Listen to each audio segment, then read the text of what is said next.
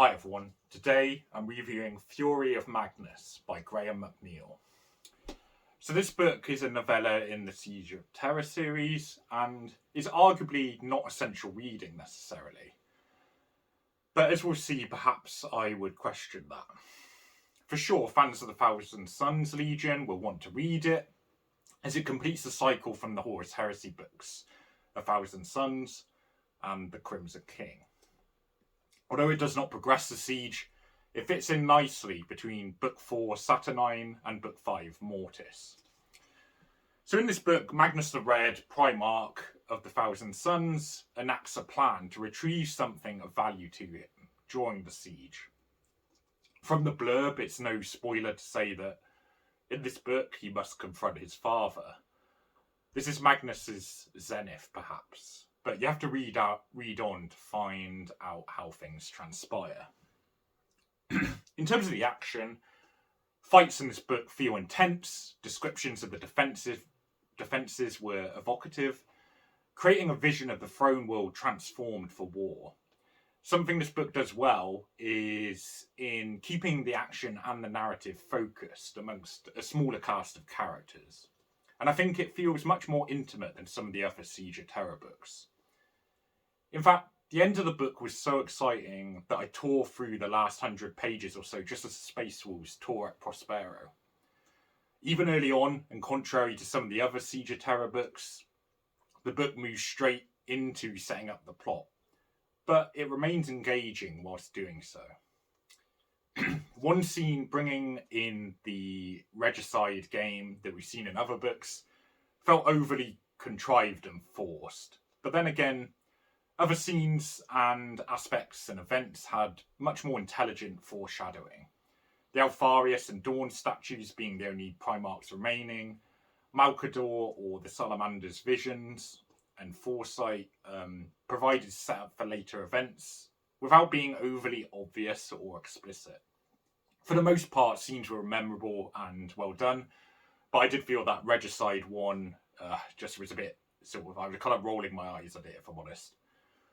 The description of Magnus's encounter with the Emperor is particularly brilliant, vivid, and imaginative, and I don't really want to elaborate further because I don't want to ruin this part.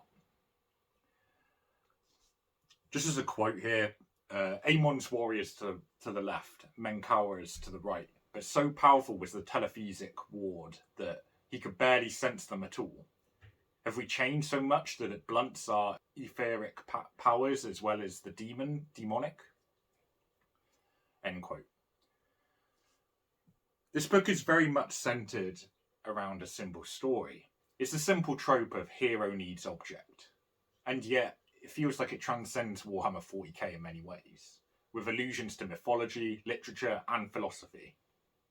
It is concerned with the relationship between Magnus and the Emperor, Magnus and Malcador, and Magnus and his sons.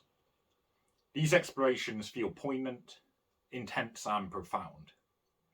The bonds between brothers, including surprisingly, and one I don't really recall ever seeing before, the Salamanders and Space Wolves, feel important and lasting. The end of the book engages in both wider discussion further than this as well. It feels like an ending for several characters.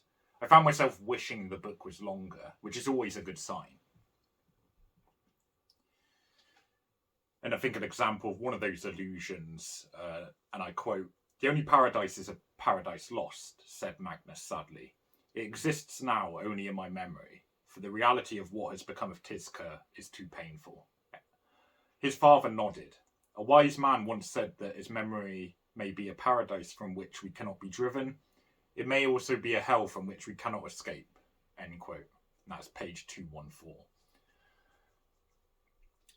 And I think the kind of reference there is obviously Paradise Lost. So there's a kind of example of that. Sometimes it's really clear where it's coming from, but some of the other allusions I think were a bit more subtle.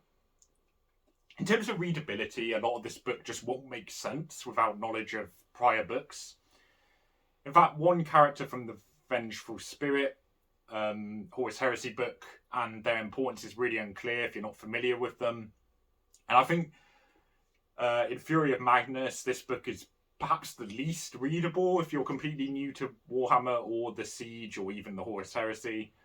And similarly, some of the references, like I said, about literature, philosophy, or mythology, you'll kind of just miss them, or you won't even notice them if you're not familiar, because I think some of them are a bit more subtle than the example I just gave.